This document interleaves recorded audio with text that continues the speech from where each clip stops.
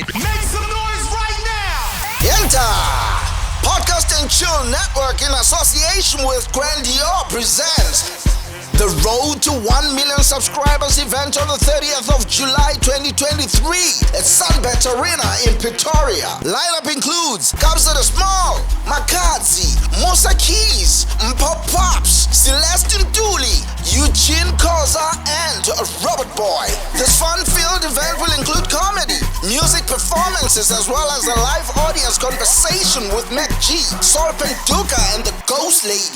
Tickets are now available on Cricket from 295 rands. Doors open at 6 p.m. Food and drinks sold at the venue. Come and join a milestone celebration of Black excellence with Podcast and Chill Network. Dog, Yeah. have you always had this voice? No. That's the weird thing. I didn't always have it. This is basically his first gold plaque, bro.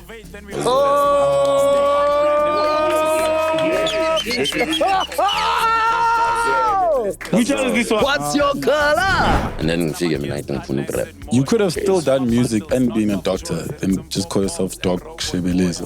Oh. No, but anything. Ladies and gentlemen, a man who just lost the rap battle, Malume Kwesta. The thing was, I mean, we came in there with a game plan.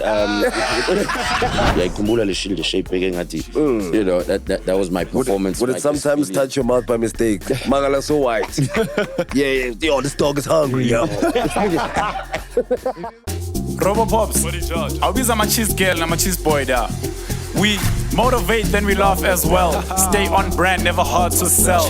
Got real chats, now my LOL. So we both got gang and we blessed as hell. Siyadlala story. Petting on my guest, and nice and more. You and my bundles, not of choice. Said it's Pop Pops and Robot Boys. Popcorn and cheese. Yeah? Popcorn and cheese. Popcorn and cheese. Which one is this one? Popcorn and cheese. Call you one boy like friends like these. Popcorn and cheese. Popcorn and cheese. Popcorn and cheese. Call you one boy like friends like these. Yo, ladies and gentlemen, welcome to another episode of Popcorn and Cheese. Right here at Stream in studio. I'm Shungule voice. We gotta give people their props though. To wear this voice the whole day. I caught for a 10-year McDonald's. Yeah, really caught up all that. Sorry. Ladies and gentlemen, welcome to Popcorn and Cheese. Cheese gang, cheese boys, cheese girls. Welcome to yet another episode of Popcorn and Cheese. Proudly brought to you by Stream In Studios. Stream In Studios, it doesn't matter the level of your voice. We've got studio equipment, amplifiers, speakers that can take any sound, as we will prove shortly in this episode. Joining me, ladies and gentlemen, is a legend in the Amapiano streets, a man who's a tamtelele. He's so tall that he didn't fit in the first 2 beds he had as a child, but eventually fit into his king size. Ladies and gentlemen, make some noise for the one and only Robert Boy. Ladies and gentlemen, thank you very much to my amazing co-host, the light-skinned president, Trim Yase Legends, because he's legendary. Yo, we are out here sitting on the 2050 event supplies furniture. As you can see, it's green because green means go. Hambanam, 2050. Event supplies. Yes, noma yileda, noma yisweet, noma yinsimbi. Sizokuhlalisa phansi. And ladies and gentlemen, today we are in the presence of greatness. Ladies and gentlemen, a man who made drinking 750 mils look cool and didn't even develop a beer boop. Please put your digital hands together. Make some noise for the undisputed king of multilingual puns in the rap game. Come on. Make some noise. Give it up for the one and only Kwesta. Finally here. But I don't even know what to expect here. Oh, I'm done it now. yeah. We've been talking for long. It's just we can't hear my voice. No, dude. Did he agree? Guys, are we sure it's on the way? Did he say yes? No, you have to connect your phone to a Bluetooth speaker. Every voice note is sexy. Hey, Wonka sexy. Okay, sick. Otherwise, Shapiro, my gents. All right. Nice. Yeah, no, man. Good to be Fana. here. Good to be here, my Fana, gents. let's Shout out. let's get the elephant out the room, Fana. Let's start Young where it all Josh. starts. It has begun.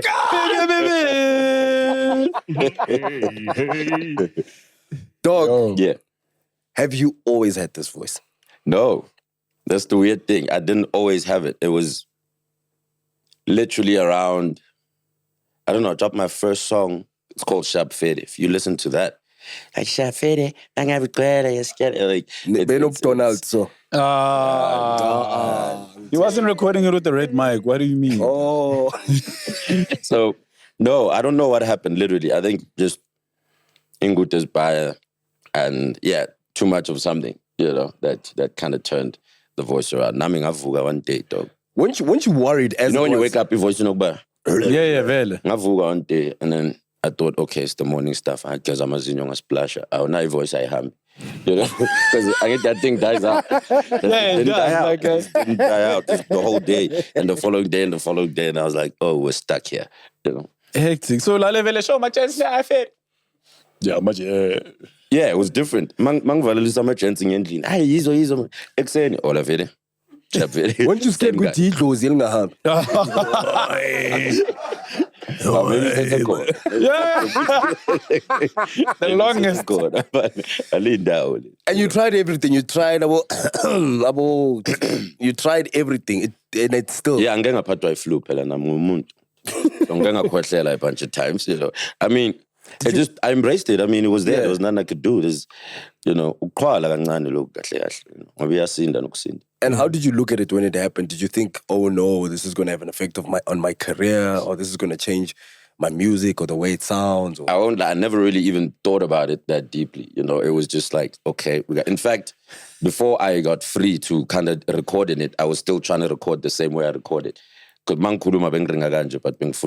mang rapper, I'd almost take it up. For whatever reason, the cadence vibes. Yeah, at least it's fun. Then eventually I was like, man, so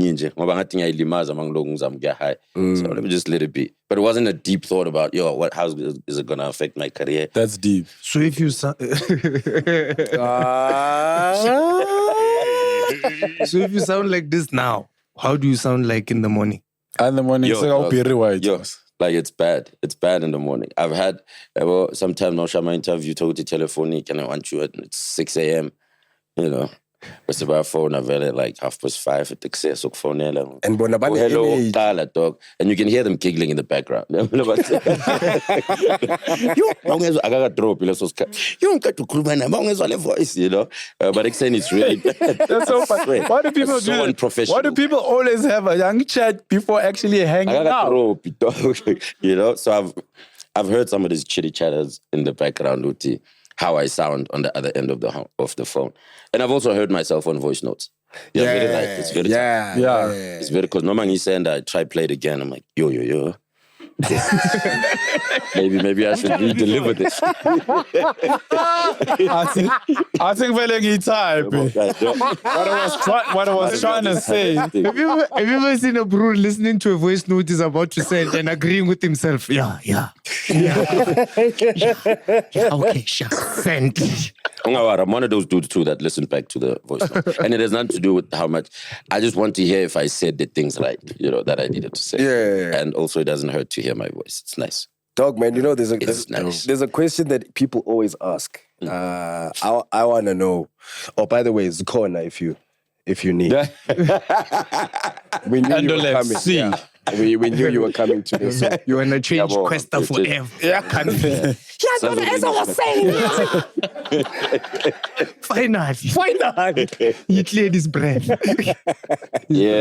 Apparently if I cleared my throat, I heard this joke a very long time ago. The career is over. Yeah, horse. So I want to end up see kanje into engadlali naso. Ntwana, if your thing, don't relax. If your throat clears, so guy more fire. This is weird.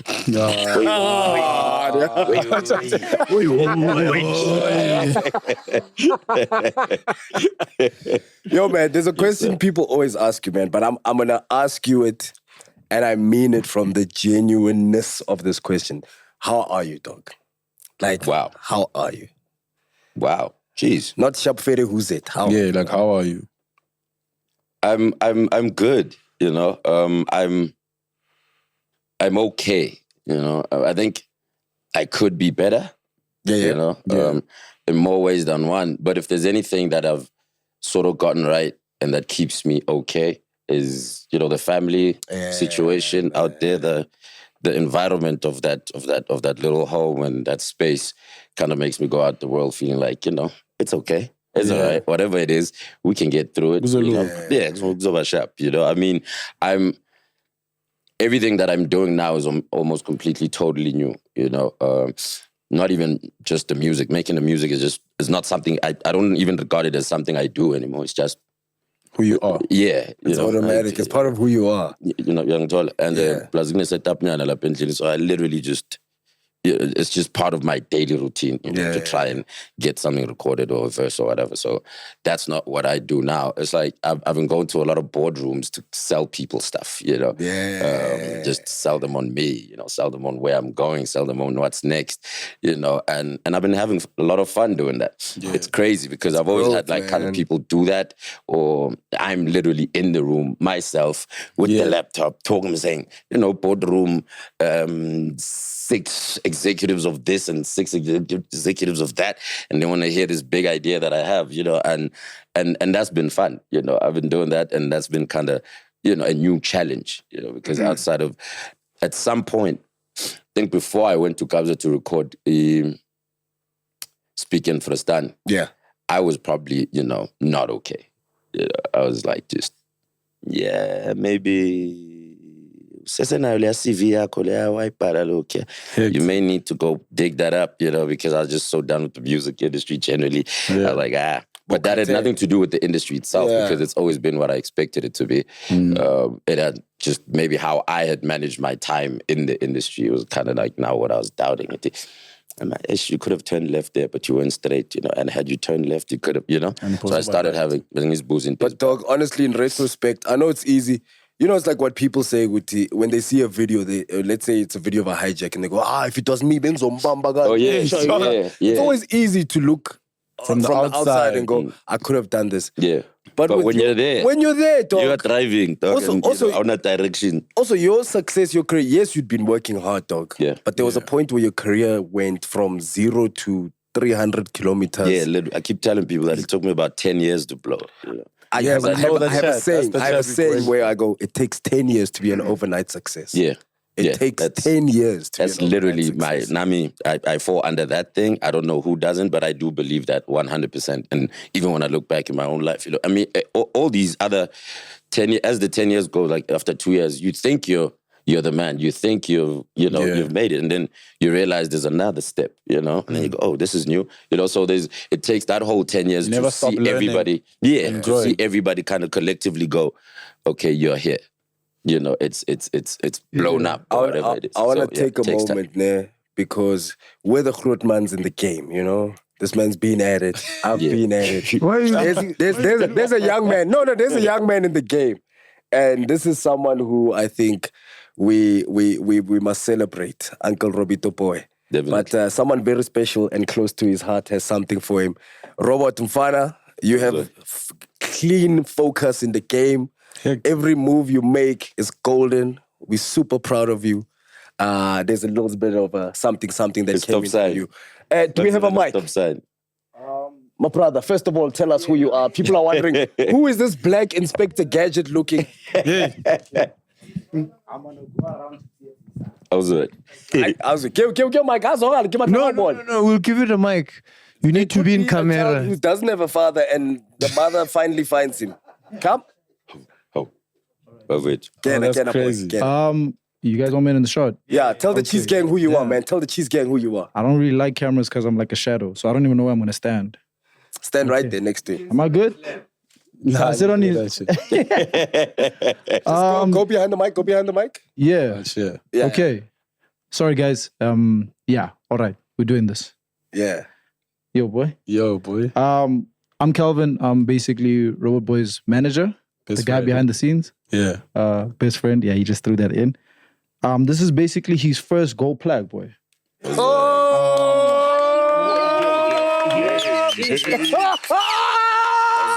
go. Which one is this one? What's your color? Just like Kwesta said, it took him 10 years and it's taken him 7 to be where he's at. Nice. And, you know, the consistency, the hard work that he puts in, no one else can attest to it except for me, for the most part. So I haven't been on studio. It's my first time even seeing the studio. But I came in just to give you this, boy. How's that?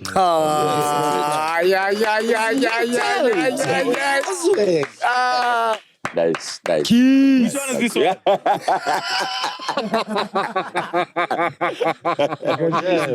Congrats, MacG. Our Kelvito.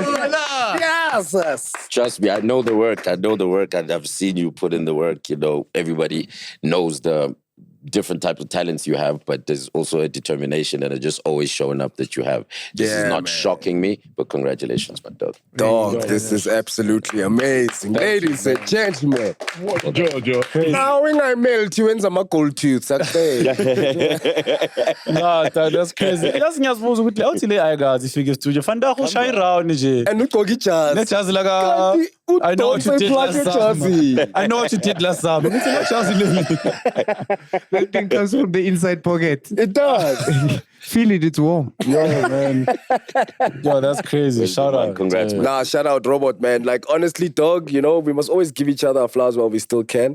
And the nice thing with you, man, you got razor sharp focus in the game, dog, you know? Because what I know, you know, Uncle Kwestito is saying, yo, looking back, there are things I could have done better in my career. There are better decisions I could have been making. I think you have a dope team behind you.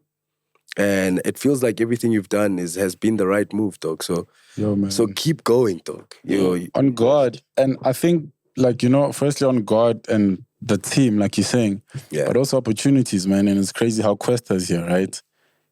I used to MC Kwesta's gigs, man. Like, Umshupelo, Kwesta's 3-day Spring Fest. They even had, like, activations with myself and K Zaga running the stuff with TLT and Topsy, and you know what I mean? And like, it's also that, like, sometimes people have the talent and they have the skills, but they don't have the platforms and the opportunities to get to where they get to, you know?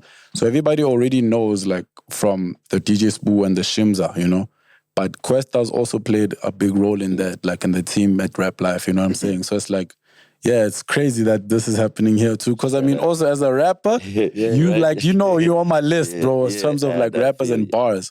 So the inspiration goes all the way, man. No. Shout out. But it's all you, though. It's all you. I'm happy to have been a part of it, the little that I've been, but it's all you and congratulations. Shout out, man. Congrats, man. As well, yeah.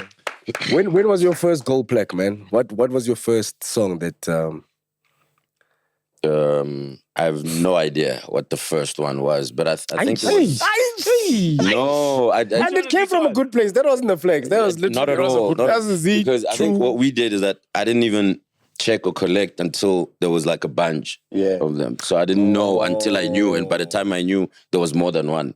So I don't know. But I think everything in Dakar too kind of was, so around 2016 probably.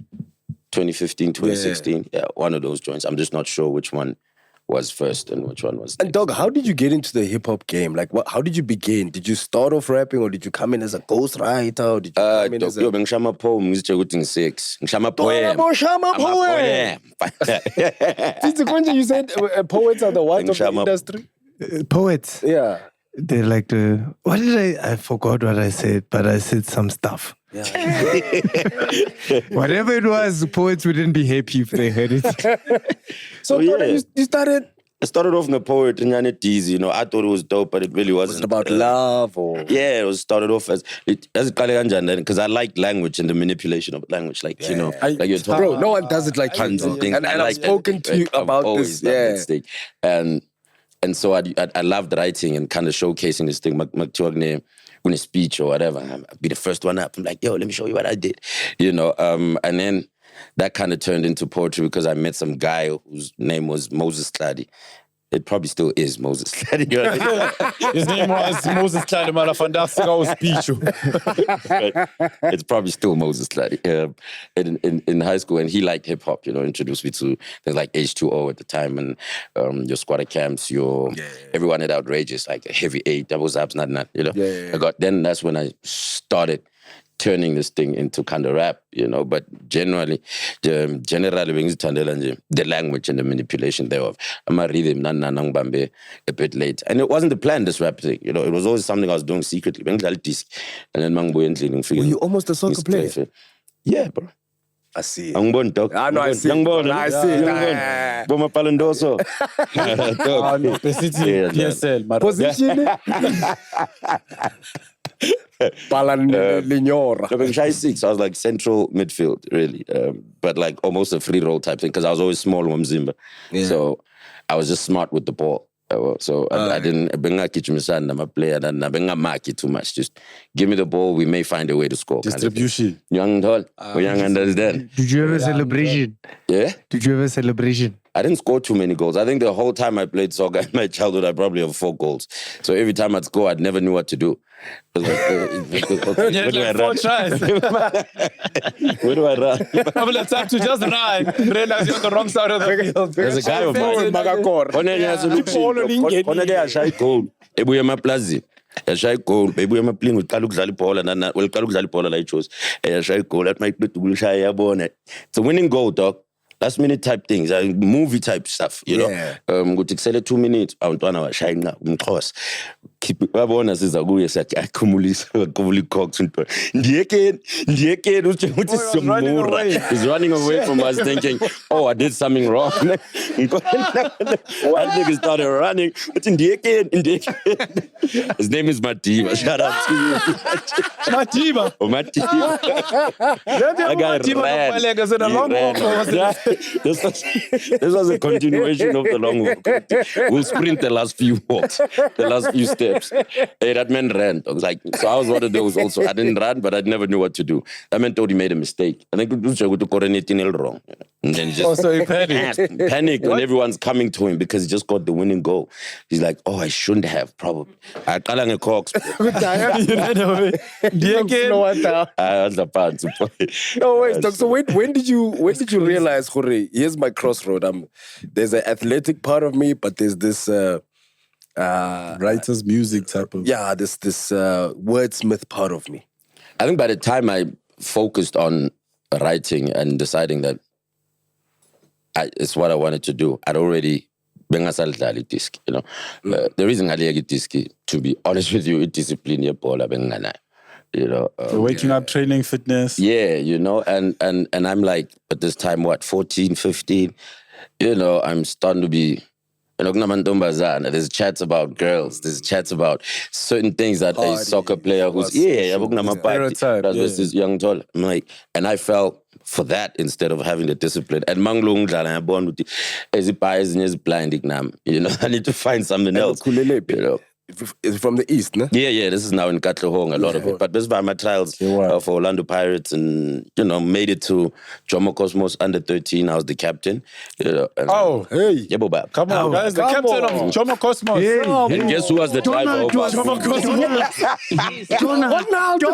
was in this team, Donald, yes. I know Donald used to play, but I think Donald was like... He said this, no? Yeah. You know what happened? Under 15 or on something. On his way to training that day. Or 17, yeah.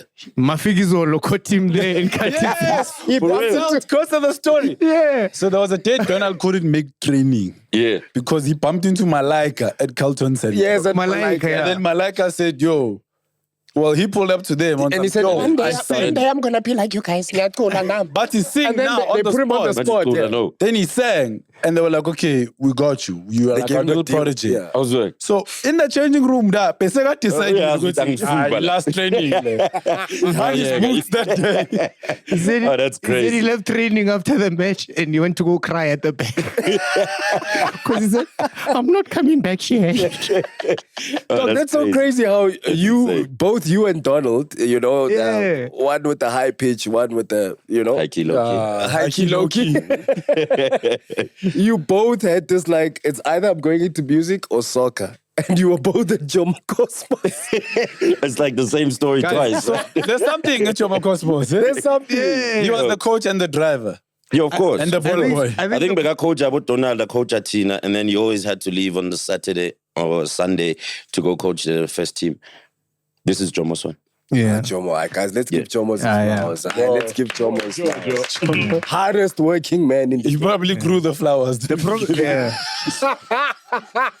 Which one is this one? Himself. You know, So, dog, that's why Jomo Cosmos is not winning football wise because they sign a lot of artists. So Yeah. I'm a rapper. I'm sure there's players now with Jomo Cosmos who are like, ish, this baller thing, Mike. You know, we're really just going, this Jomo soccer players at acting auditions. Drink up, it's delicious. No.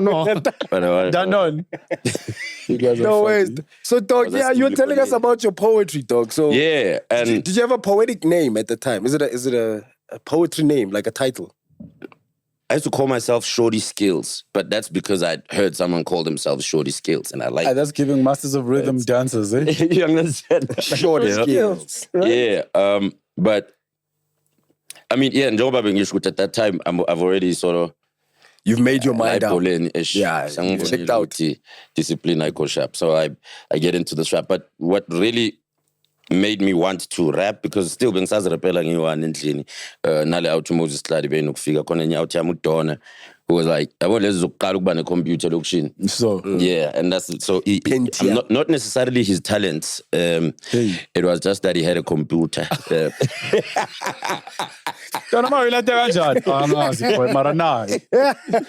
That had Fruity Loops, you know. Yeah. And it started messing around with Fruity Loops, and so I figured out a way to record, and we started recording this poetry onto those beats, and then the more I listened to hip hop, the more it turned into hip hop. But the time where I decided that this is what I was going to do with my life was when I heard Heads and Tails first time. I said, okay, go rap.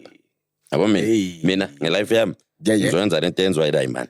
You know what I'm saying? And One of the which was biggest also influences, man. You understand what I'm saying? I had the best influencer of all time, the GOAT, Young Dollar. And then there's obviously the tough conversation. You must address this at the house. Yeah. And tell them these blends that you have. And this is at a time when the rap game is not flourishing in the What country. is this thing? What is this? Yeah, there's like only 2 known rappers. Young Dollar. It's insane at that time. It's like, why you Only doing other this? thing they pop out. Nigga. Young Dollar. And even that, Abbas Alberto are looking at it like, no, man. No. Like, No. No. I ain't doing- So Ole Lam Belkelezis is just retired now, you know. And her friends were teachers. Her other friends were nurses. Our neighbor was a cop.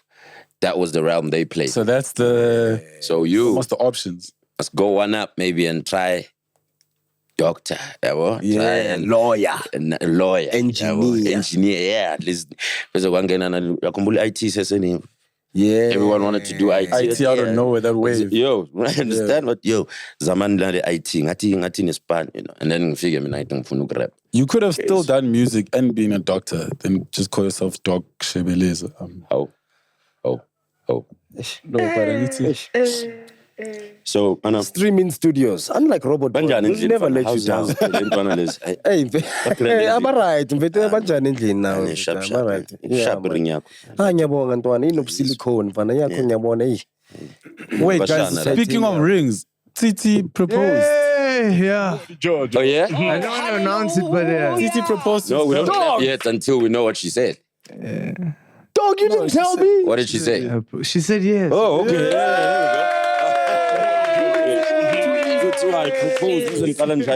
She said no. Get out of here. Yeah. Hey, walk us through this. Congratulations. So, Robert, you're the last one left here.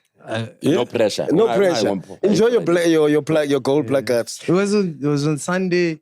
I was coming off a hungover. This sounds romantic already. No. I know Sundays are for lovers, but I know it. No, yeah, but then we had planned to like leave and stuff, and it was my mom's birthday. So we had planned to leave, and then we just ended up not leaving or doing anything, and then we just chilled, and then, I realized that, Which one is this one? realized that we were like, let's get married, and I had the ring and all that stuff. Oh, when exactly you were going Yeah, I had a plan of doing it, Yeah. but then it just felt like the right moment to do it. And And it was just, there was the two of us and a friend of ours was there. No pictures or anything like that. We just did it and we told our families and that was it. No, I didn't want to announce it. I mean, I know I didn't tell you as well. Shit. But I just spoke about it, yeah. Heartbroken. I mean, I had it. Thank you. I didn't enjoy it. Yeah, boy. Well done. Bad one is So Pezuka. Did you plan your proposal and did it go I never had a way? proposal. We kind of like, I told her from a long time ago. Yo. I think from when my daughter's 10, right? Yeah. I just think about 2, when she was about 2, told her that, yes, it's like I did it so Maplazi old school kind of. Yo. I said, just prepare yourselves for the rest of your life because I ain't going nowhere and you're not going anywhere. I literally proposed about last year. Yeah, last year around May, had a whole thing. And I saw that, yeah. Yeah, that's when I was like, that was like the proposal that she never had. You know, I never really proposed. I just knew from get with you. I'm not going anywhere. I don't know about her, but I was telling her that, I'm not going anywhere. And then Zukshata, and, you know, I even told that to her parents. And then, you know, I did it and I sent, the next move was just to Tumelabu Malum. You know, while I was at home, probably at a gig somewhere. I just knew it was something I just had to get around to, but I was always going to do it. Which voice did you tell the parents in? Which what? Was it? I don't check. No, I guess this was long ago. Was it post? Was it with the first voice? The Donald the voice. first one? Or... Was it the Donald voice? Yabona mangincenga. Sanibonani. Ngakuncenga ngeface baba. Bazothi uyasitshela yini lo sekayasitshela manje. Uyasikwatshisa or uzosicela wena sa. Ngale deep it seems forced ngizokushada. Hayibo. Dog, that's beautiful that you gave her that the proposal she's always wanted. Even though you know initially you did it.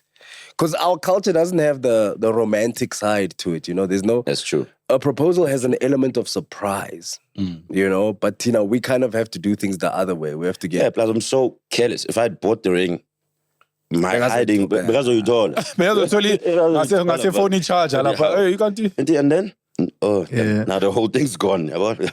So that's why I just had to make good on the promise I made because I made that knowing that this is how I want to shape the rest of my life and you're going to be a part of it. Well, if you agree. Hey, now it sounds like I forced it. Yeah, the voice. In their voice. I need to tandana forever. I went down. You mean that? So yeah, it was one of those. It was just something I knew. And I didn't have a proposal talk until like last year. And at that time, we're 4 years in this marriage thing. But I mean, it's the first time we meet like officially. But what's this voice? This guy's laughing here. But this is the first time we meet, but I can tell that even from like your work and stuff, you always seem like a genuine person. And genuine people generally don't have plans of loving people. They just love immediately. And then, you know what I'm saying? I don't know if it makes sense. Like, if someone is genuine, they don't have a plan. They don't say, hey, show me you love me by marrying me or show me you love me by this. They just say, just show me you love me and I'll be here for whenever. I get you. Yeah. It's like being real because other people that are too fake, they almost have to like prepare. Yeah. Overcompensate for the fact that they're not genuine people. Oh, yes. the relation. What we'll try and do is just so he thinks I'm like this. Yeah. Just so I get what you're saying, you know, fully. But you know what this is just this genuine person thing is young too. I think it's always like it sets a bar that I need to live up to. You know? I'm a person who also, you know, has done ungenuine things. You know, or said ungenuine things. It's like I've always been followed by this. Like, yo, he seems cool. He seems like a nice. And out to sharp. Out to sharp, no muchili or whatever the situation, which is true. But this is not in any way a sense of perfection. You know, it's not at all, dog. Not at all. I think to speak on what Titi has said. So I've been following your career since the beginning. Yeah, and from then till now. Dog. You are dying him, darling. I've voted 3 times. Jeez. I've voted 3 times. Stop hops. And one of your votes has been the decider.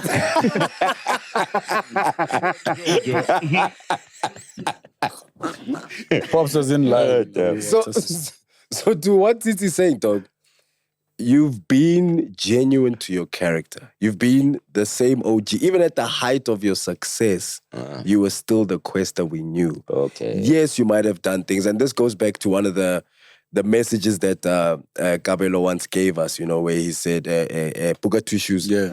He said, you know, with God, bro, God knows you're not perfect. You know what I mean? You can come as you are. Tina, we always think we have to be perfect for something. Way, yeah. You know, and he called it the concept of people think they need to take a bath before they shower. God already knows you with your imperfections. And it doesn't mean he's going to love you more or less. You know what I mean? So even those things you feel like, yeah, but you know, you might not know this dog. For all intents purposes, the person you've been from the start of your career to now has been the same. The fact that Ngud to you know, those small little things like that. I feel you get. Says this dude is still an OG. You know. Yeah, also Ngud, right? And I think that plays a big role. Like I refuse for a situation to alter you. Yeah. Or the industry to consume you. Yeah, to lose your myself lyrics, VIP and Jive about. You know what I'm saying? Always my reference. You know, I've never wanted to be accepted or seen as part of, you know, I just always wanted to just be me within, within the whole thing. And because it's easier to be me. You know, also right? So I don't want to try now be anything else. But you can imagine, especially in rap, dog, it's all about leveling up. People are like, yeah, available pussy pia, but now I'm a champagne guy. Now I'm a what? You know? I'm not about that. Yeah. And it's also, you know, preference. I've made people kind of, you know, in the club, you know, when they bring the sparklers. Yeah. Muloko one time, I made them put my hand in. You're like, He's like, let's have my shine. Let's have my sparkles. My shine. 100%. Yeah, but it's on brand. And that was also like, because I'd been to that spot before, and then they wouldn't let me sit. And I was booked, right, to perform, but they wouldn't let me sit there. Because it's a bottle section. Good, yeah. Because, it's a bottle section. And you're like, but... And then when, you know, the career started, you know, then I insisted that I sit in the bottle section with my Uzosami and bring it with sparklers. Yeah. Gang. You know what I'm saying? Hallelujah. Jesus. That's dope, man. You see, that's again, another testament to how true you are to your character. So, dog, I want to know, in the beginning, was it hard to stay true to your character? Because, dog, you came up with the legends. Yeah, it was definitely hard. I mean, you didn't even know what the character was. At that point, ufuna joke rapper. Yeah, you want to be and heard you had just come from Shorty Styles. Yeah? You had just come from being Shorty Skills. Yeah. And at that point, you just want people to hear you and say you're dope. It's not really about, you're not thinking about what it the comes type with of artist you have to be. Whose attention were you trying to get the most in the beginning? Reason. Alkaline. Yeah. Alakaline. He was like... I said 3 times, also that one.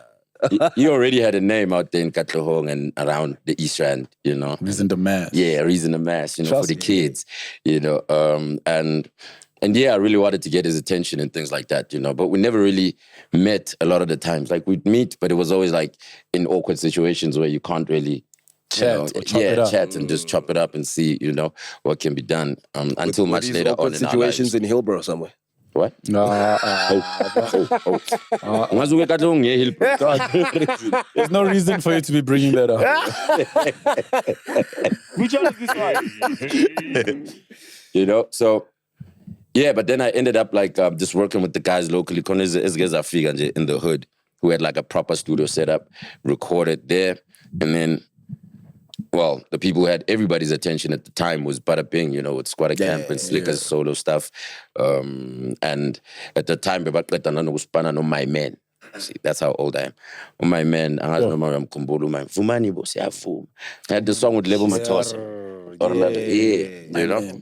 And he was Bada Bing. Yeah, Rand Easter show level. No. Yeah, literally, right after I sent my demo to Abu Slick Nadnad and Smacks, and they said, no, we just worked with my man, and we don't think this working with artist thing is for us, you know. So I did ASAP. Heartbroken. 2 days later, I think they had bumped it. You know, JJ had played it for Slick.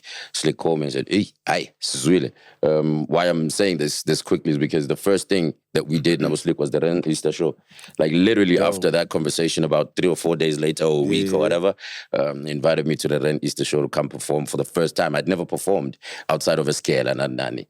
You know, like So it was your first big gig. It was my first performance. How many people would you say were in that crowd? MTN stage. It was about Was the MJ stage? Yeah. Dog, that was your first gig. That was my first gig. I remember. That was my first gig. But I wasn't there as Kwesta. I was there with Skwata Kamp. As a guy formerly known as... and then a guy just showed his skills. You know, formerly known as... He's just this guy we're working with. You know? Yeah. I didn't have a name then. I remember Mike. as I was performing, Mr. Salvin was standing on the side and he couldn't take my eyes off me. I started feeling uncomfortable. I'm like, I'm probably messing this up. And then he smiled. You know, he's just... Because at that time, Futi, I'm not even making songs, really, you know, to impact anything. You just have these bars. Just have these bars, you know. I'm just bars. line after line after line. So it's always like, whoa, yo, that's it. And that was the first gig. That's pretty much how I got on. You know. So where did the name Kwesta find its way? Because you performed your first gig as Many More. So in logo, and I started. Yo, and for the first time, literally, because it's quite a camp, this was They didn't even have like 9 mics, no space. I force. This is true. This used to happen. The Sharama mic. The mic thing, yeah. Yeah, and then when Sharama called, my mic was called. No tripana jela peste. Busy was serious.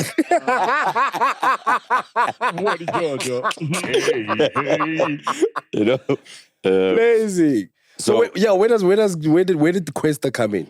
It was like a journey for me. I know about this new journey. So at first it was Quest. Oh, because right? you're on a quest. Spelling I'm on a way, quest. Quest. Right? You're on a quest. And I made a mistake one time in a song. And it was supposed to say Quest and I say Kwesta and then deleted the end and, you know, just a verbal mistake. And flopile that. And, you know, it sounded cool.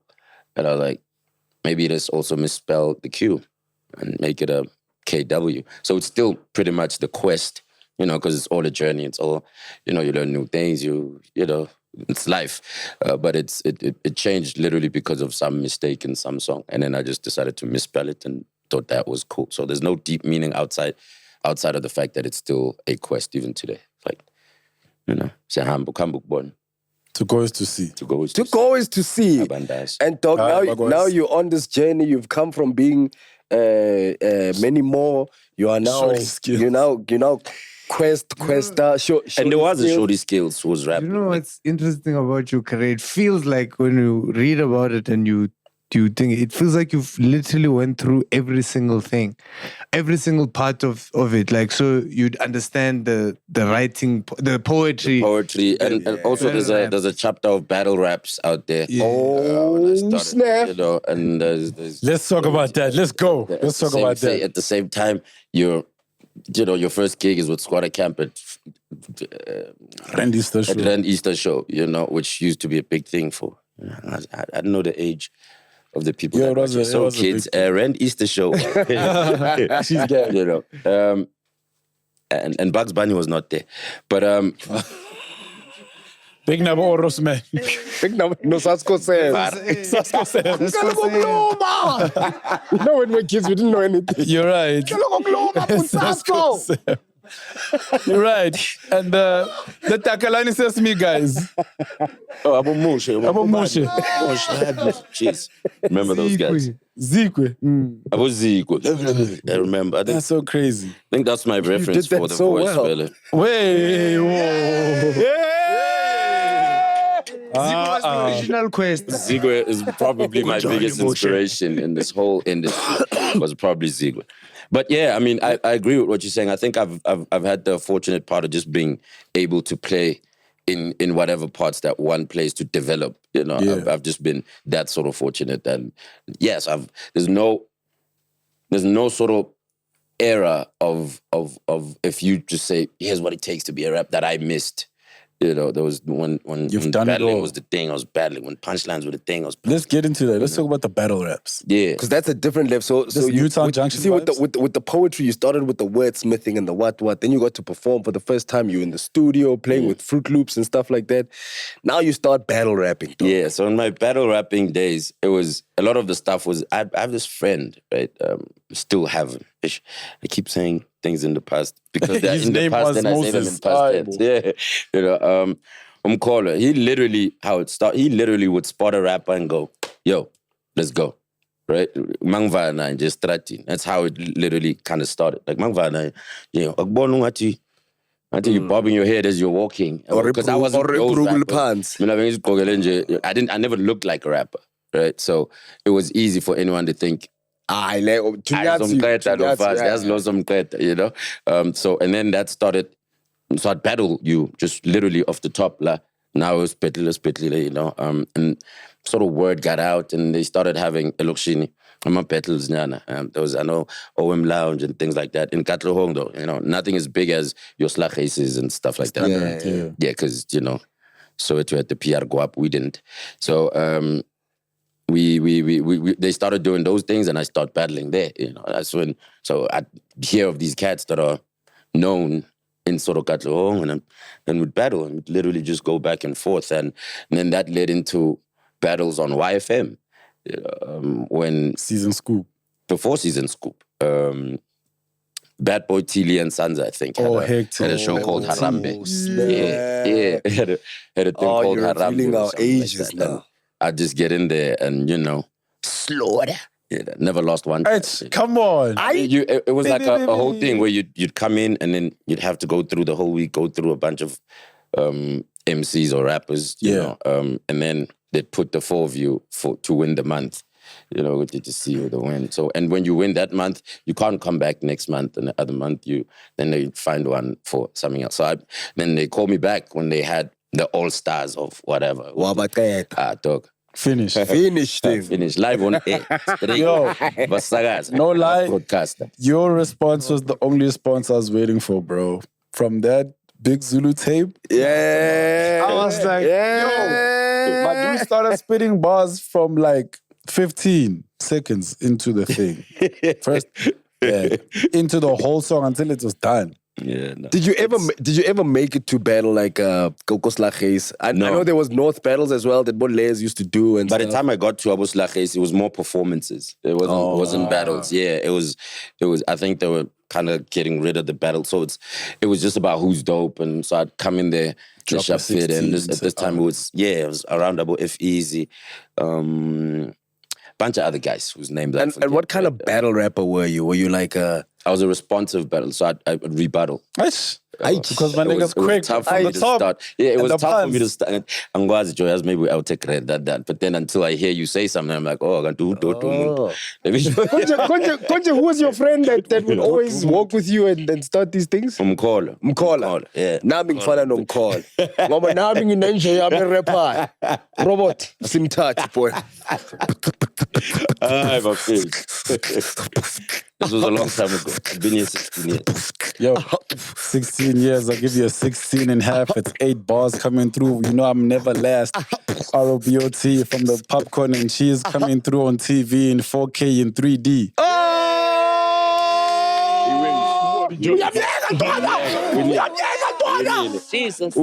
Winile ngiyamsaba.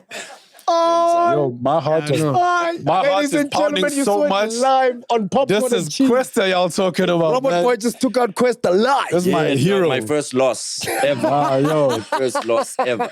No, that was just for vibes. If this guy replies, it's bad for God. Yeah. Sizocima my lights. For the first time, you'll see the electricity go here at Streaming Studios. And not because there's power outages, but because we switched off the switch that stays generated. Because here we have got a generation of people that know what they're doing. Speak to them. Streaming Studios. Let them know. For generations to come. Georgia. Ladies and gentlemen, a man who just lost the rap battle, Malume Kwesta. The thing was, I mean, we came in there with a game plan.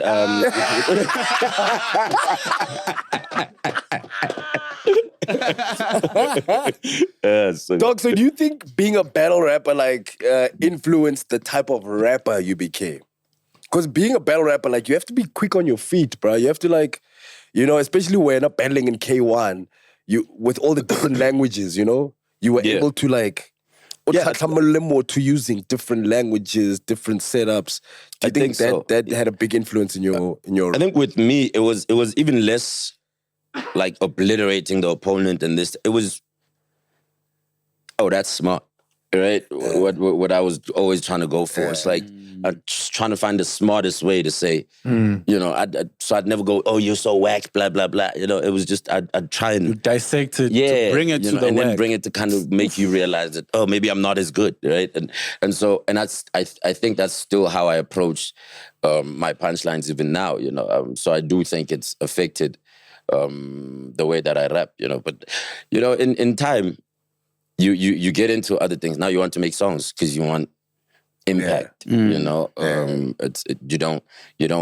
realize that the responsibility is not only to the culture of hip hop, for the but it's deep to conscious people, stuff, right? But it's also a vibe or a jammy song. Yeah, young Tola. There's all these different facets, but there's people, right? Who, as soon as you start seeing that you're making music for people and not people that like the things that you like, just enjoy people. That if I'm a 30-year-old soccer coach and I don't listen to rap music, what I need to find a way to make songs for that guy. If I'm a churchgoer, I hate rap music because, hey, I need to find a way to make music for that guy. That's when it becomes about just people and how far you can stretch the impact of them more than just, he's smart, he's dope. That's why there's little fast. I used to want to be called dope.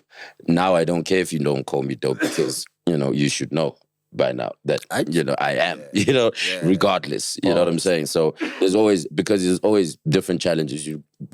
I've been here 16 years. I can't for 16 years be reminding people that I'm dope in song, just in jado.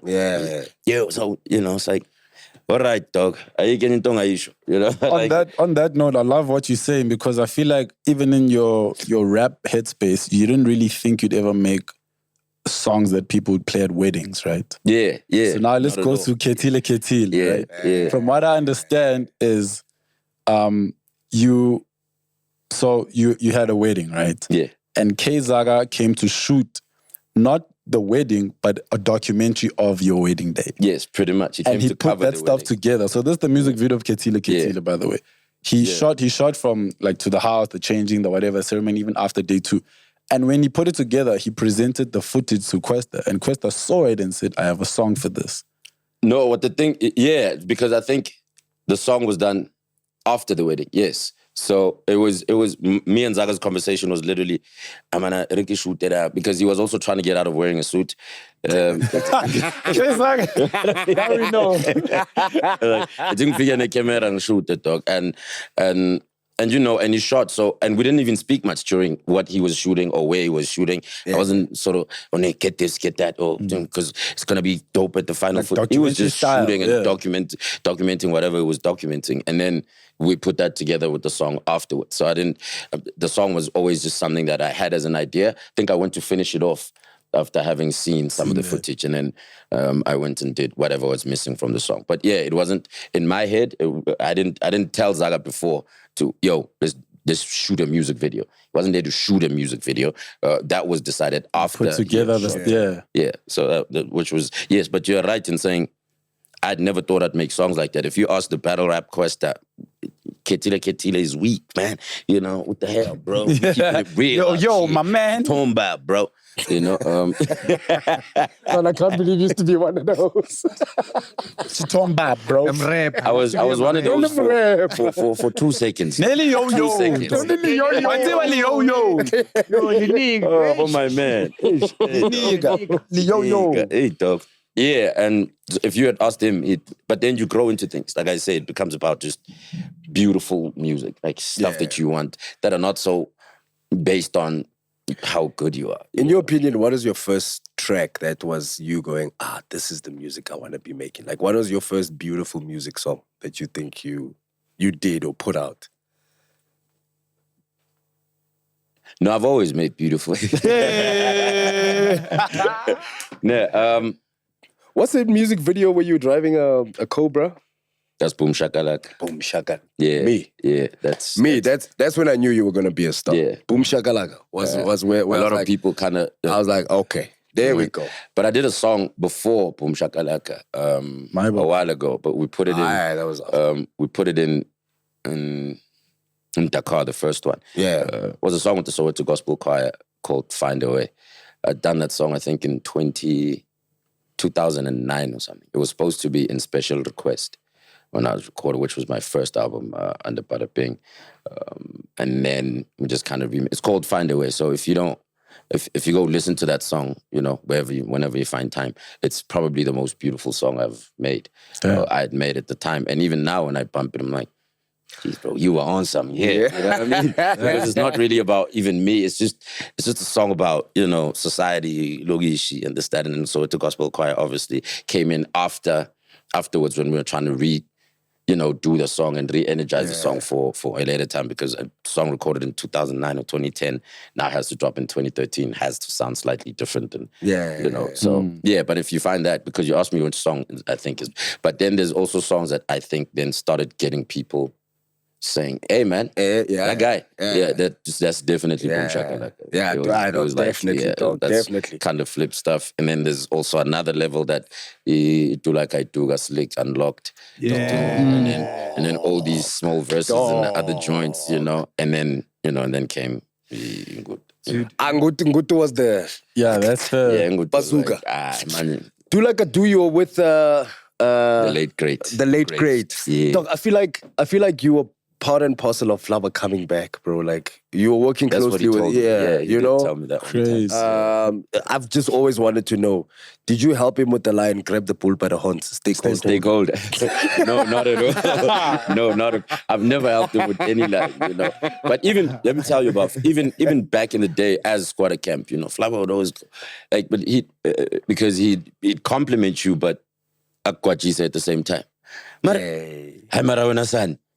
I want to say, he's really lying. You know what I'm saying? But he's really talking about your line and he's saying it's dope, but how we do it. So he was always like that. So he also, I think we had a similar way of approaching this punchline thing, or we liked the punchline factor of things more than a lot of people. So we kind of, grabbed. And when he started working, because I know he was working with JR a lot right before.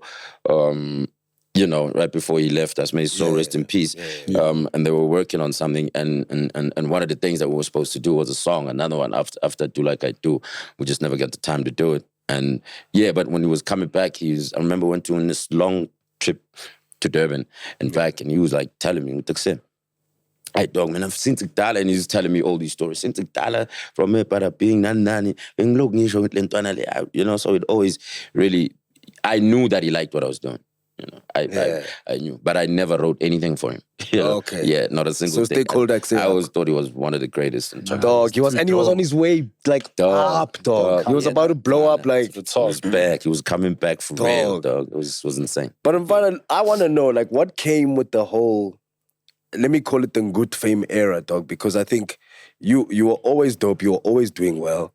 But I think when you started entering the Ngud levels, all of a sudden, ufaka abo wale ekasini,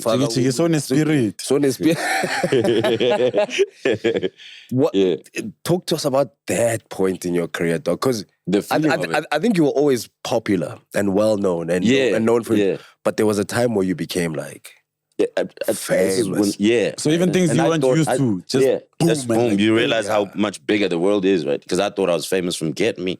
I've always, my name has always been around, and I've always kind of been, he's that guy. Even when I was going, I was Slick. Oh, he's that guy with Slick. And boom, he's Kwesta. And then it started becoming its own thing. So I've always felt like... You were known, I've always felt like, I'm that guy. I'm pretty popular.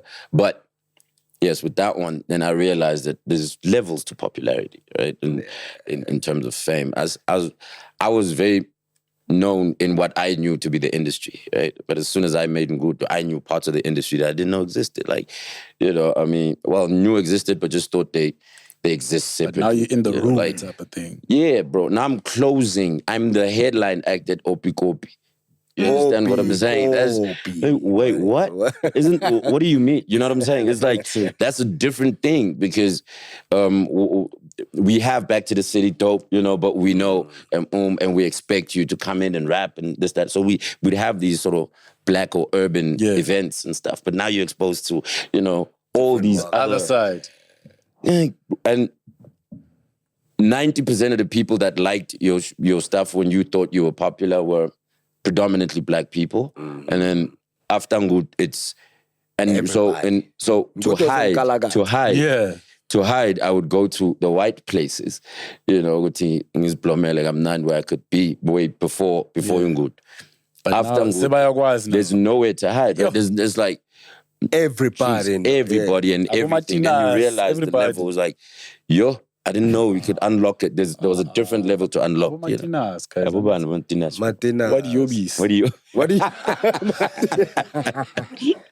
So everybody knows him now.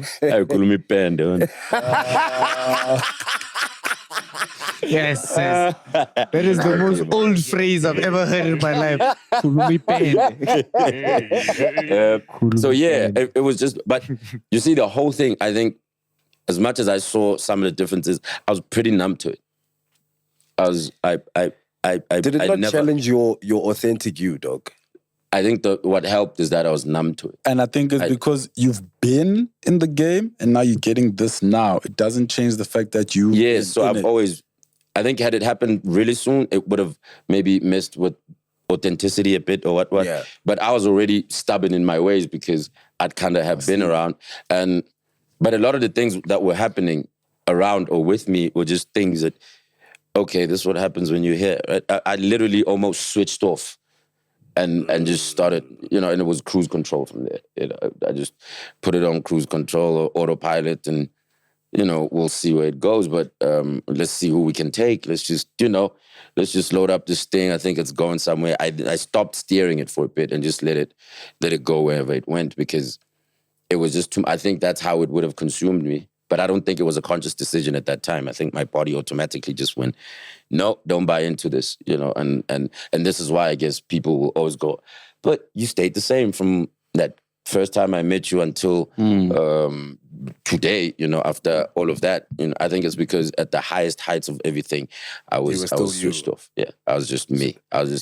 In fact, I was dying or hoping to hold on to whatever was still familiar to me, you know. So, in that case, if you're going somewhere, you know, no, gent, I mean, you know. I remember when we, you know what I'm saying? Like, no, but bro, we have to go to, you know, it's already a thing, man. You know what I'm saying? Rockets, we gotta go to do this. Yeah, you gotta do it. You know? Bro, I never, our first trip to the States, I never wanted to go. Remember when I left, it was so hard. I just didn't. I just didn't. It had nothing to do with nothing had happened. I just like... I'm great. And like I'm phone, you know, I'm phone, grandship, you know, and then, but because you understand that you're working with people and there's a goal and there's this, that, and the third, and you end up going, okay, let me not miss the team. People don't understand. People don't understand as an artist, you do get to that point where sometimes you go, I don't want. Yeah. Like, or I don't feel like it. And it happens, dog. And for the next person, it's so hard to fathom because it's like, dog, we're going to meet Rick Ross. We're going to go speak with Wale. We're going to go do this. This should be the most exciting thing in the world. Like, sharp. So, dog, that... And for a while, and I think that it was before she was my wife. I think my fiance at the time kind of, no, man, come do it. And I, you know, then I kind of, okay, literally banging, you know, and I think the flights were booked already. It's just man.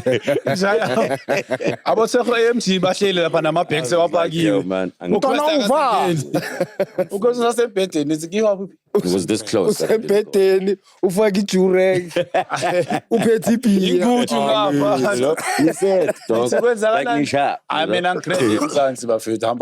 No, but then there's also, it's just, I think at that point, you learn there, oh, maybe there's other things that you may want and to kind of follow. But at that time, at that very specific moment, I couldn't see anything else to want for. You know, I've never, even today, me, I don't, I have dreams of going to the States to perform. Yeah. I need to come back. I have no dreams of being based there at all. Or anywhere that's not here. Being based as in, I'm here now. I have Like, to, yeah. I live Uphuma here. uyovakasha ma uyabuya. Yeah, ngabuya ngithi no shayithonyana senzeni pum couple of shows ngisibuyele ngibese charting. I have no desire to Dog, that's where your career made us feel like you were headed. When you started doing tracks with Abo, Wale, and Rick Ross, to us, your But that's why we bring them here. Yeah, I was about to say. Yeah. That's why it's like we're showing you good. You don't have to go there and be there. Yes. Iba outsha sekasi ubazwakalise baplome So that they fit into this mold we're building here. Yeah. But I remember when we first started seeing it, we're like, you know, when people start seeing stuff like that, like, oh, he's a convoy. He's a convoy. Yeah. And that was cool. And we really, and I speak for everyone who was involved, we appreciated that. And we kind of felt like, yo, there's impact that's being made. Especially, but there was no bigger impact that any trip to any foreign country that wasn't South Africa made than bringing them here. You know, that is impact. That's culture. That's some other plug-in. You know, that's insane. How dare you? You know what I'm saying? Yeah, that's Lou Africa? Yeah, that's Lou Africa. You Shout know, out. that's Lou Africa, the plug, you know. Plug. And yeah, we just always felt it would have bigger impact. And I think everyone else kind of agreed with me just because they saw that I'm probably reluctant with the going and you know, okay, as in, maybe let's, you know what I'm saying? But I mean, yeah, so that's what I was about everything autopilot and until my wedding in Ketile, you know, started sort of feeling again, you know, having like, okay, this, you know what I'm saying? It's because before that it was just going places and flying. It was hovering, you know, not necessarily. Yeah. I'm not piloting anything. Oh, dog, that's so hectic, bro. Yeah, but it's fun, dog. I mean, like I said, I've been here 16 years. I've never done anything else but this. Yeah. And what's your worst job that you've ever had, and you can relate this to your worst gig? What's the worst job you've ever done, or the worst performance, or the worst gig you've ever had, like in your 16-year journey? Because I doubt you've have you ever had a real job? No. Gift My 9 to 5. My first ever money that didn't come from my mother came from music. Big bars. My last money that I got whenever I had it was music. You've always made money from music in between. Shout out. Nothing else I've ever done. And that's I've been fortunate. So poetry didn't pay, ne? Oh, that's what you were saying about poets. Yeah. So kumbuli. Yeah. No, poetry didn't pay nothing. Like poetry didn't pay. Dog. the deadbeat of the industry. You know what? I'm a crowd man. Instead, would Bala would force me on, would ask me to write something for the girls, and then pretend it was them. Yeah, and Okay, do we pala upale smizo? Yeah, but from Smizo with love. That's it. Yeah, well, but yeah, I poetry khafanga. So, but I mean, yeah, I'd never traded for anything. You know, it's like I was saying now. For the first time, I'm like doing weird things, like I'm in boardrooms, but it's all to speak culture and hip hop, right? It's all to sell dope that stuff. Yeah. So yeah, I've never really. I feel like I've given my whole youth to this game, and it's also showered me with many blessings. Quick deviation. Do you still know any of your poems? Ish, Or I think so. Did you say or sonnets? Yeah. I don't think I know the Or sonnets. I don't know the love one. No, I went to a good primary school. Excellency. No. Lebo khomu secondary. Siyapasa high. No. My high school Rashumishana. Liverpool is such a it's bad terrible when you name. go to like a high school where with the it's from, same name. Your high school had a surname? No. You know it's bad when your high school has the same Your high name. school had a It's surname? bad. No, my primary school was Eureka Project School. Eureka Project. Eureka project. I think they meant to say Eureka. Eureka. But I got Eureka project. and then- These kids are project. Let's wreck them. Oh, siyakwarana manje. No. Because we can start. No, it's fine. No. Kwara legend, you know. No, I remember. Then I went to Sir John Adamson High School. Oh, shout out South Boys. Yeah, Saudi boys. South Boys. So do you still remember any poems? None. For I am black, when we cash I lack. When I've gone and come back, for I'll still be black. For black is I, and black is high, and black to I will not say goodbye.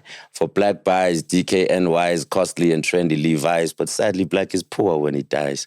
For black is liberated, and black is never faded, and black is blacker when painted.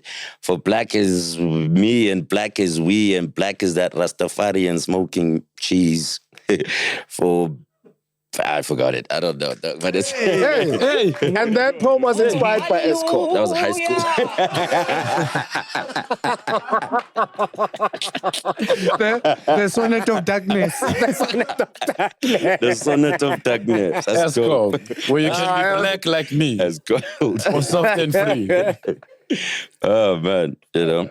You Yeah, see, there man. was uncultured people. People were clapping. Clapping. Hey. Anyazi poem. Chaizazi. Finger snap with Hey. You have to snap. Disappoint me again. Yo, in your 16 years, Yes, have you ever been in a old. fight? Have I ever been in a fight? Yeah. Like in music? No, just No, in in a school. fight.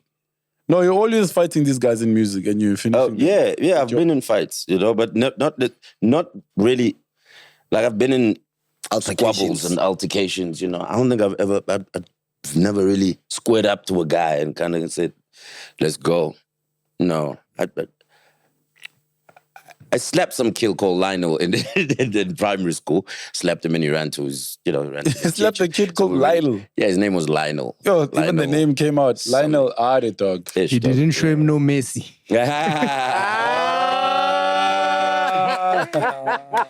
I was trying to find something with Richie. Nothing. Fish. I'm trying to get But yeah, that's about as close as I wanted. And everything else was always like group fights. I remember I was in one big fight this one time where the street was closed this side, and everyone was just. Was it at a bash? It was after a something like a bash. Giving street bash. But it was bashing heads in the street. Yes. I see. answer you. Was this at your worst gig? What's the worst gig you've ever done? The worst gig. I'm trying to think of that. And why was it bad? Like, we always have like. I've had gigs where the sound's terrible, but We all the have people have a those, vibe man. or whatever, But and because the reason why I'm asking you is because I want to ascertain, was it because of you or was it because of the elements? Because sometimes we can always go, like with the sound thing, we all experience it. You know what I mean? The sound just has a way of just sucking. Pops did a stand-up set with no mic. You know? He was projecting. Yeah, so I've had to go to the... I've had gigs where we did a gig. Because when they laugh, they're too loud now. Now you have to wait for them to Now you finish have to now. wait. You have to wait for them Yeah. to stop laughing. So we want, and sound is very important, especially in comedy, because you control the room. You know what I mean? Yeah. So I remember we got to this gig in Mpumalanga. Leboch, No, Leboch has mics. There was this other place. Shout out. We got to, and the mic wasn't working. And we literally said, okay, we're leaving then. The crowd came outside and said, guys, we will sit closer and keep quiet. They literally, because the place we're performing had an outside area and an inside area. They took everything, chairs and tables from outside, brought it in. Everyone was literally on the stage. And then that's how we had to perform. We had to we still held the mic for placebo effect, But you'd say a gag, they'd all laugh. You'd have to wait for them to come back down so you can start again.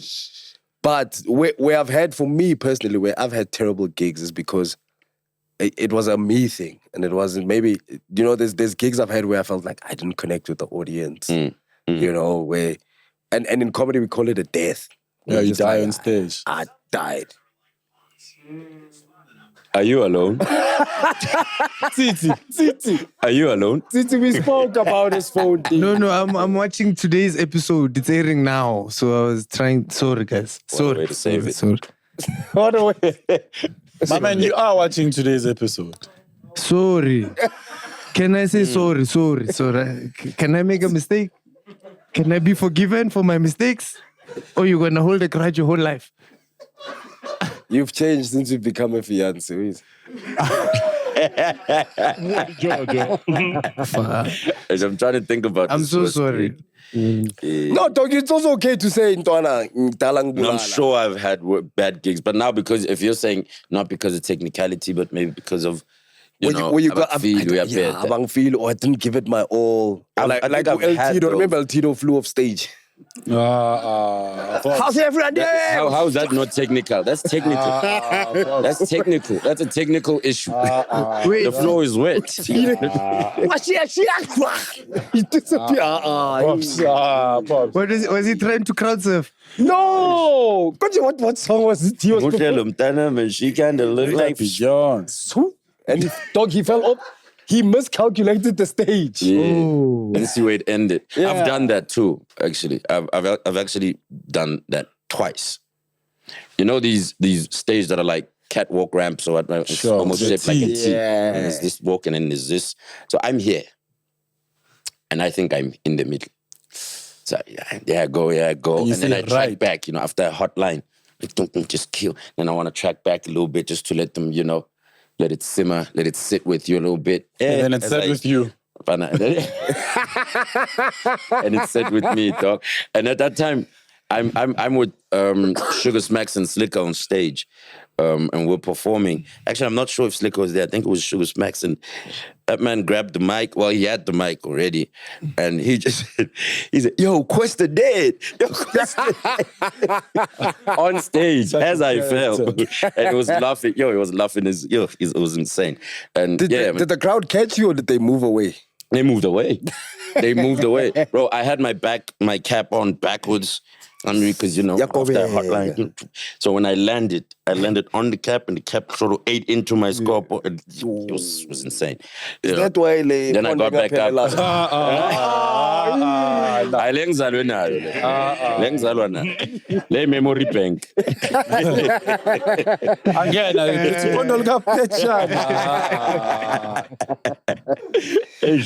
Lapho ngikundisha isikopho. Dog, you've worked with Slicker as well, right? Obviously, Yeah. Did you ever help him write? No. I've never written for anyone. Except, singing people. I've written. Where do you think I'm trying to go with this? No, I know exactly. Which line are you know questioning? I know it. Which line are you questioning? Which line? Were you there that day? No. What's this? What's true? Peggy. I knew that's where you were going. Which one is the line? I don't know you. Tell me. Couldn't afford to pay the bill because Peggy. This one. He said that. Legend. Hey, that's my OG. Just man. He said that. Kwesta was still young at the time. Dog, He but there's wasn't some lines- Kwesta yet, so you had to go, pause, homie. Nah. Nah, Pops, nah. There's so many lines from that era that are like weird. Slicker's OG, man. OG, man. He's an Shout out OG. to Slicker, man. And he wrote that song before we met, so I definitely had nothing to do with it.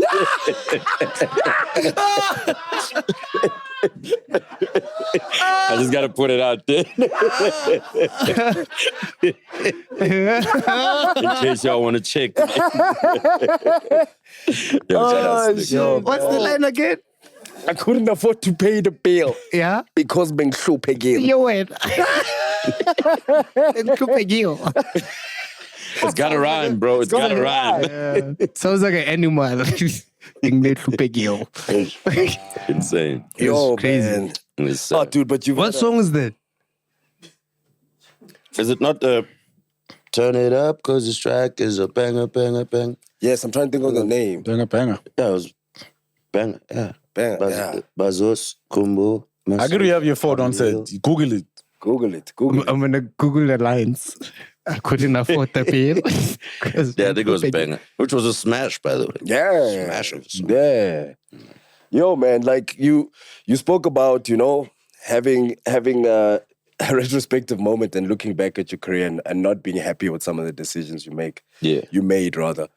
What have been some of your biggest learning? I don't call them mistakes, or it's learning points, man. Like what's been some of the things you've done where you feel like you learned your biggest lessons or mistakes you made where you could have done better?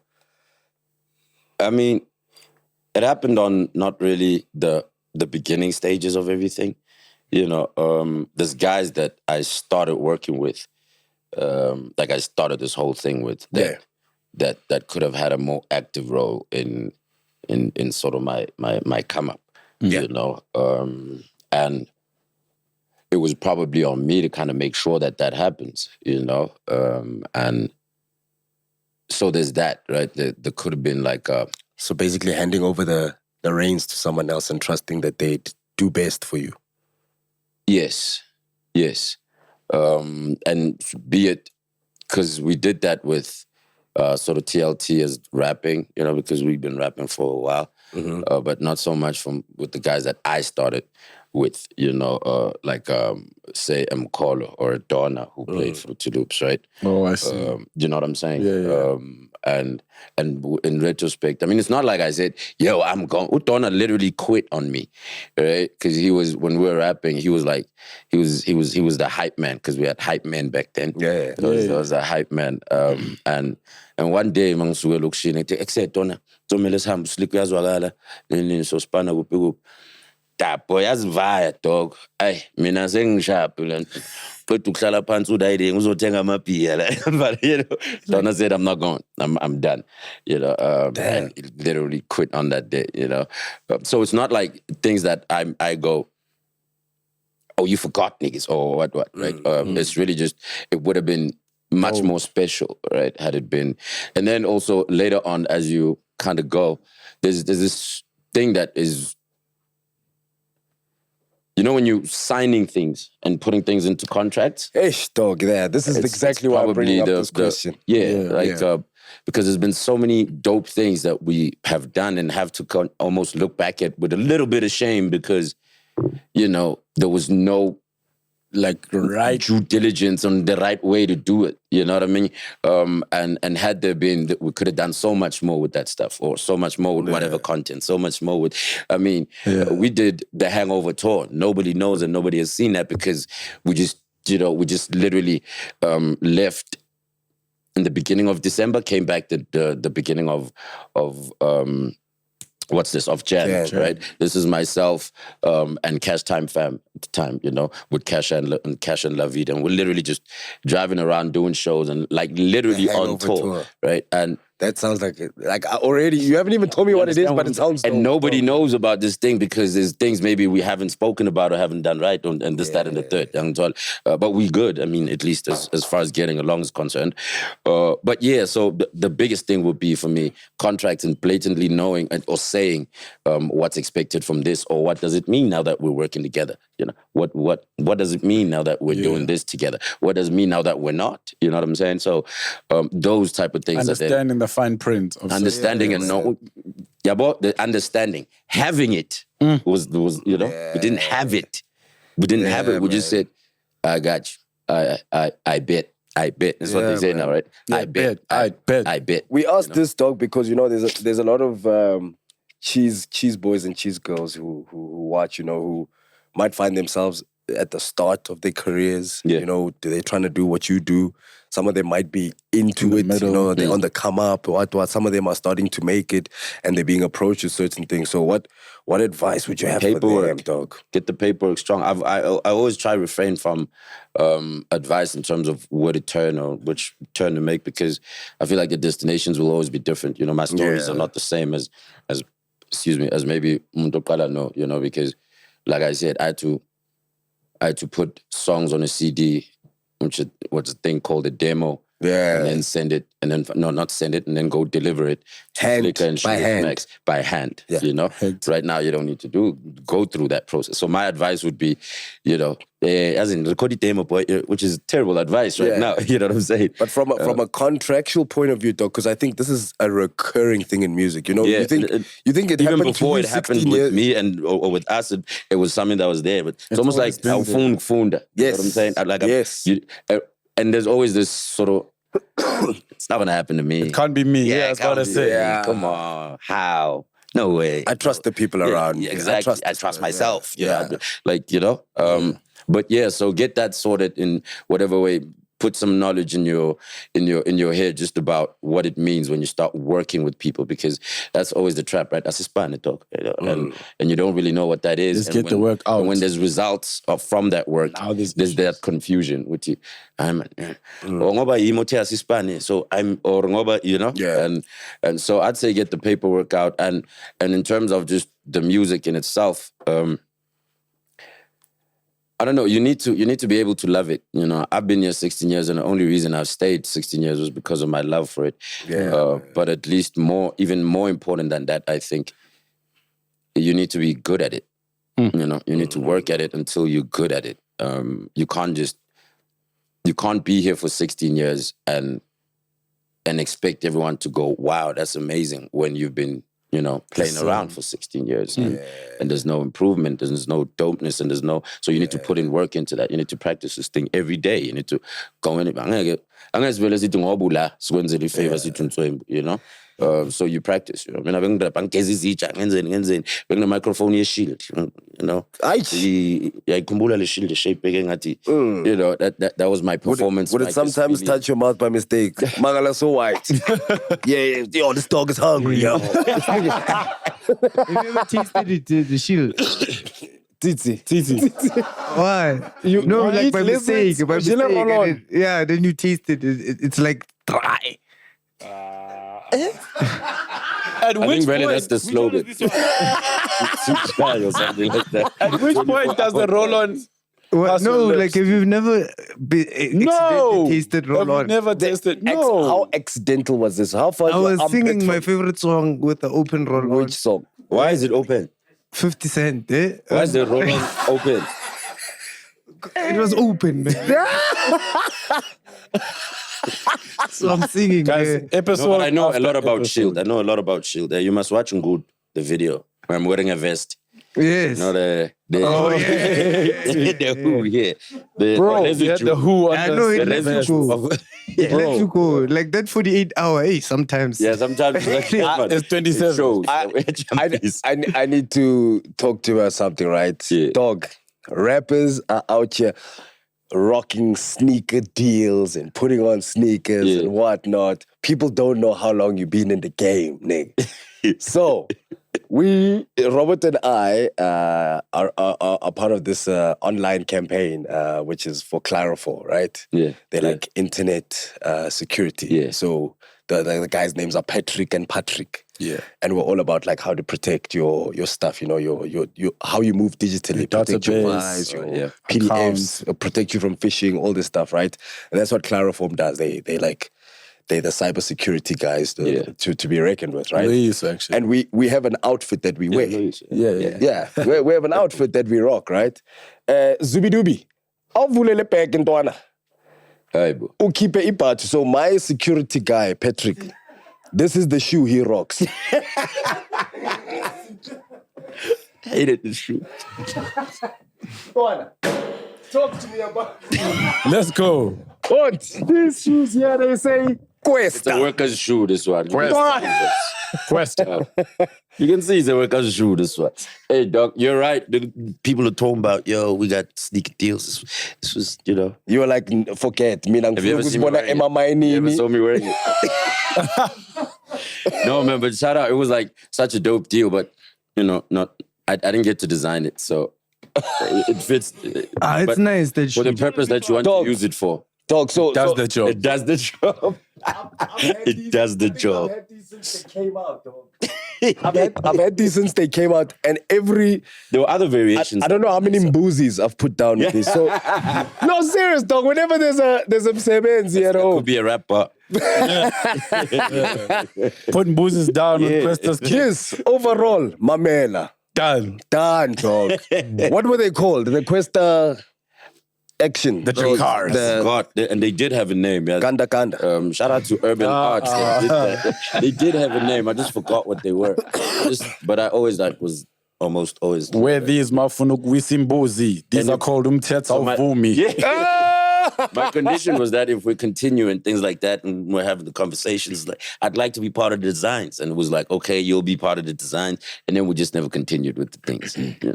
But I think we sold 20,000 of these things. Oh, sure. Yeah, I think that's dope. The last time there was any number brought out, and I think by the time we had finished, we were sitting on much more than that. You know, so it was quite lucrative. Yeah. Sebenzi, but. Yeah, I know it's fun. Dog. literally. Dog, I've had this shoe since it came out. Just straight. I know, dog. Like this Ntwana Pega Leopard, Ntwana. Every msebenzi, every a couple moves down. It's been going. Noma ungasimoshela. Ungasimosheli umsebenzi wethu. Yo, do you want to know a crazy story, actually? Now that we talk about Patrick and Title 4. Yeah. The first time I was ever scammed. Yes. First time in my life of being scammed. Oh, jeez. Yeah. Crazy, right? Yeah, I remember. You went together. I get a WhatsApp. I scammed him. I get a WhatsApp from Kwesta. I say, boy, okay, it's obviously not the voice, it's the text, right? Oh, you got my capital letters. Yo. Yo. But it's cool. No cap. No cap. So that says like, yo, there's a young out here. I just need this quick favor. And here's what's weird. Firstly, my mind didn't say, why would Kwesta ask me for money? But my mind went, this is the period where I'm running with him, like, daily. You know, I'm back and forth, the gigs, the MCing. We even did, he took me to my first day in July also as well. Oh, yes. You know what I mean? So I'm just like, all right, Kwesta needs 3K for a young, quickly. There's a situation. Hey, I send the money. Hey, saying I want man, other people on their WhatsApp statuses, yo, don't believe messages you get from my number, this, they're scamming this. Now I'm hitting up the team, make so much as Kwesta. I was on my honeymoon. Bro, that was the first like number phone scam. Literally, as we were flying to where we had our honeymoon, my phone just went haywire, right? I just started sending. So through my wife, some people are going, what's going on, guys? Why do you need money? So I didn't even know he had paid the money until I came back from the honeymoon.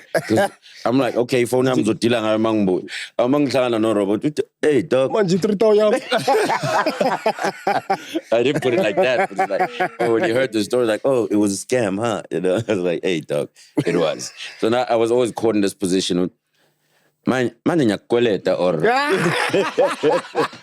it's such a bittersweet thing. It's like it's better. You're such a dope guy. You would have helped me out. Yeah, like, but you didn't. So you got scammed. Like, am I stupid for being scammed, or you out there sharp for helping him? No, out there clean for helping me. Blind, like you clean guy. I just don't think I should pay. I see him. Because it wasn't me, dog. It wasn't me. But yeah, man. That's insane. That's incredible. And dog, what you working on now, man? And you know, it comes down to I think we spoke briefly about it in the beginning of our chat. Yeah. Where you kind of told us which place you're at. Yeah. So that place that you're at now, what's it giving life to? What are you doing now? What you working on now? I mean, obviously, I'm not saying it in the sense of what's next, man. What's now? Yeah. Like, I'll just put it in. Like, there's always the music. There's music that's gonna come out this time, but that's what's expected. As I said, I'm starting to stop looking at it as a job. It's just please expect music all the time. Yeah. So what I'm working on now is this concert at Carnival City on the 12th of August. Yeah. To celebrate the fact that I've been here 16 years, you know, and have been able to be here 16 years, you know, and have collaborated with so many great artists, you know. So it's called the 16th bar, right? Because it's the 16 years, it's the verse, it's the bar, and you know, feel like life is a verse, you know. Well, my life has been this perfect verse, and I call it perfect not because it didn't have I'm not sure about this line moments, you know, but just because it's the ups and downs of it. Or, you know, when a rapper switches flows, going from bloom bloom, and then the fourth bar is switched.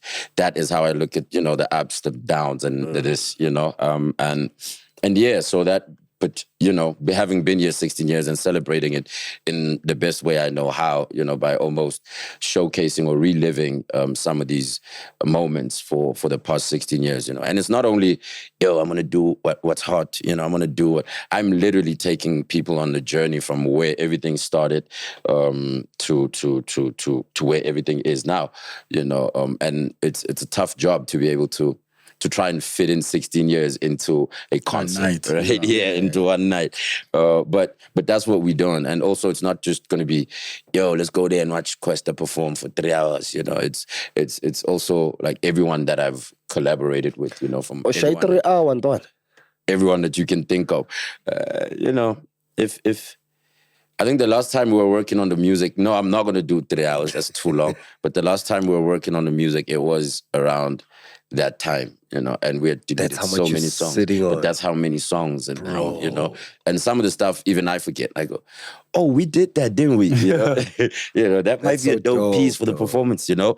But yeah, man, to have been blessed to be here 16 it's you years. Performing with all the people you sort of collaborated with. Yes. So it's literally the journey of Kwesta with the co-stars in the show. That's you understand? Beautiful. And so people can just come through. Tickets are available now at CompuTicket, you know. And that's why I'm in boardrooms, you understand? And just putting chopping it all up of that together, you know. So you're doing at the Big Top Arena? At the Big Top Arena, yes. Yeah. We're going inside. We're dressing up the stage. In August? We're setting it up in some. It's going to be beautiful production-wise. 12th of August, which is also a day after my birthday. You know, full circle stuff in the East End, because that's where it started. 16th bar, because it's been 16 years. You know, so everything is literally packaged into that sort of story. You know, people have called me many things. Island Analea Force, to legend, right? And we're telling the difference of all of that and what it took to have such two extremes, you know, in one person. So, I mean, with obviously the support of people is how you make the 16 years possible. Everyone's got a career for however long it goes is really up to how much people can take of it, because we're in a space of service to people, you know, because you don't want to disservice people or feel like, you know, or let people feel like there's you don't add in any more value or anything. So if they've decided that I've been adding value for the past 16 years, I can only be grateful, you know, because and I can't ignore this milestone. So on a more fun thing, 12th August, Carnival City Big Top Arena. 16th bar. Yeah. Celebrating the aggressive 16 marketing years. starts now in June. So you should know if you didn't. But since you do now, go get your tickets at CompuTicket. Available at CompuTicket, 16th bar. The 16th bar, yes. August. On the 12th of Questido, I was trying to go for the 16th of August, but it's like a Tuesday or something. So no, it's fine. So you have to choose another. There will be a year. There will be a year where it falls on the 16th. But now it won't be 16 years. Hey, son, I didn't think of that. Pops, I didn't think of that part. Leave me alone. It's been a long The day. 16th bar, part 2. The other verse. 16th bar plus 3. The bonus track on the 17th.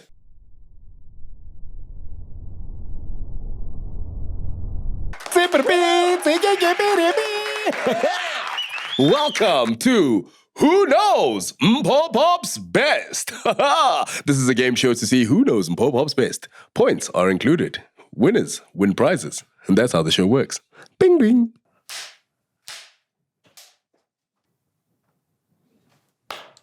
Action. Okay, first question. Who is Mpopops? It's when is Mpopops. When? When? Yeah. I don't know. It's a holiday in France. It's a V. Pop-ups. Pop-ups. It's not a who, it's a why. Why? Z. Is he not the Minister of Electricity? Next question. What does Pop-ups do? Oh, it's a surgeon. Oh no. Do like a do, I do. Just let us know, in your humble opinion, you know? Would you say Pop-ups is a vegetarian or? No. He's a herbivore. Okay, what's the easiest to chew for a toddler? And how old would you say he is if you had to? 42. Yeah, Boma 41. 40 something. Yeah. That was quick. When is Pop-ups' next show? I know this one. 10 June, MacG, 3 days. Empress Palace. I'm going with my friends. It's going to be this weekend. Gadi 10. No. That's easy, my brother. 3 days from now, Empress Palace is gonna be full. Who doesn't know that? All right. Thank you for playing Who Knows Pop-ups Best. You have accumulated 10 points. You got one question right, and you walk away with the his and hers tombstone set.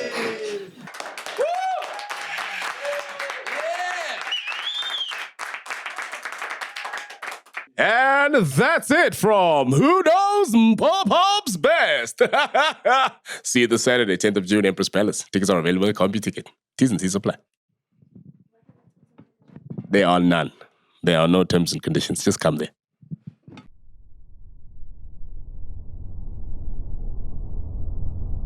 And then family-wise, dog, are you planning on adding? No, not yet. Okay. Right now, we're not planning on adding. The wife is doing her thing. I'm doing my thing. But yeah, man, we're doing our thing. So just now we're just appreciating what we have. And you're such a beautiful family, bro. And the funniest thing is like, thank you, bro. Yeah. Like my youngest is 2, and she just found out I'm Kwesta. I don't know how to deal with that, right?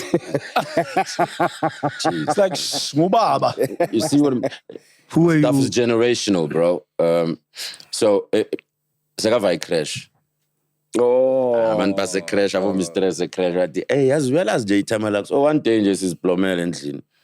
Chilling, minding our own business. Everyone's doing their own thing. Figure Buzuma market foot. Mommy, Daddy Kwesta. Daddy Kwesta. I said, yo. Now it's here. It's over, But still, she doesn't understand it yet, but she just remembered it take crash but thing busy lengo Kwesta. Except Kwesta. Hey, explain, please. For 5 marks. But I mean, man, yeah, that's the most fulfilling part of everything right now. Yeah. I don't know if that's going to change or whatever, but it's really a fulfilling challenge. Being by time and being a husband is a continuous learning thing. I don't have a book to write about it or to say, here's how you do it, or here's how you... Yeah. I'm talking to you, bro. We're not good to figure, you go fiancé. But you try and you learn and you keep going. Yeah. You're trying to suck pesuka. That's suck pesuka. If he doesn't have a book. What? He's giving me advice, but he said, I don't have a book. No, I'm not giving you advice. I'm just saying it's constant learning for everyone. Don't ever feel like you're doing anything wrong. If you ask somebody else, because the situations are different. It's like how I feel about giving advice on music. It's like I can tell you what I think, but I can't really tell you where to go and how to... But I feel like people who say stuff like that are often the people with the best advice. Like, because when I listen to you and you talk about all the journeys of all the stuff that you've done, I'm like, that's the person I want to hear from. The person who doesn't want to take the responsibility of giving everybody is somebody who sees things that other people don't even want to be. Like, people want to be celebrated for knowing stuff. Yeah. And then there's people who know stuff and they're like, let me relax. And I feel like you it's like that for me.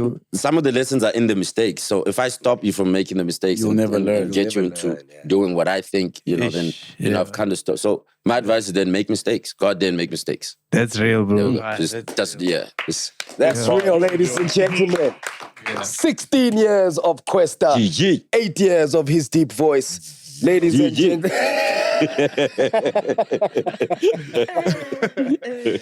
Yo, man, this has been another epic episode of Popcorn and Cheese. To the Cheese Gang. Congratulations, Robert. Also. Yeah, man.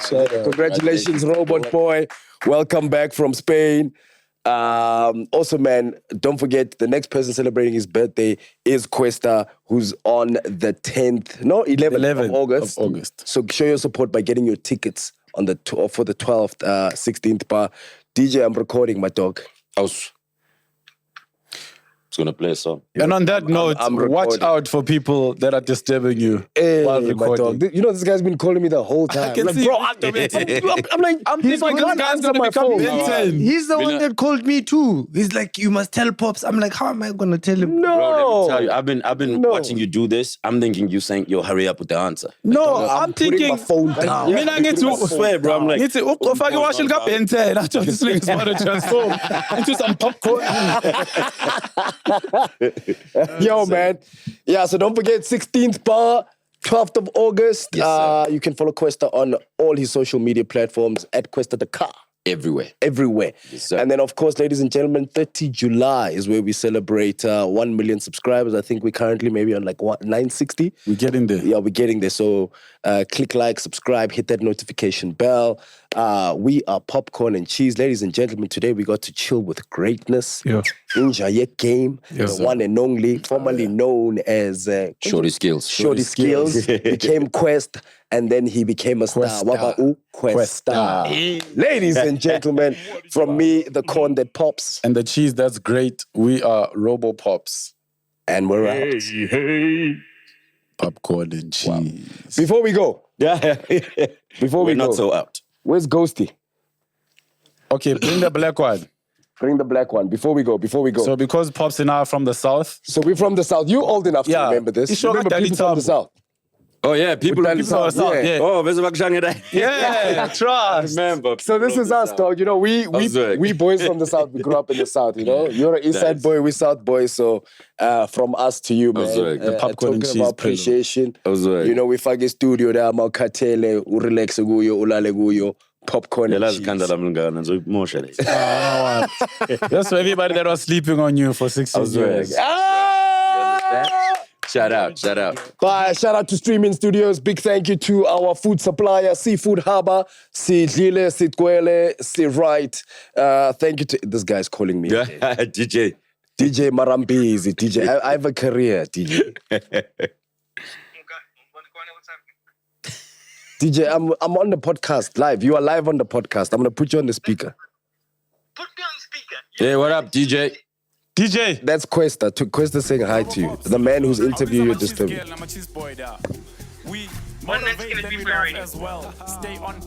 I have a radio ad to shoot. Ladies and gentlemen, we are out. Exit.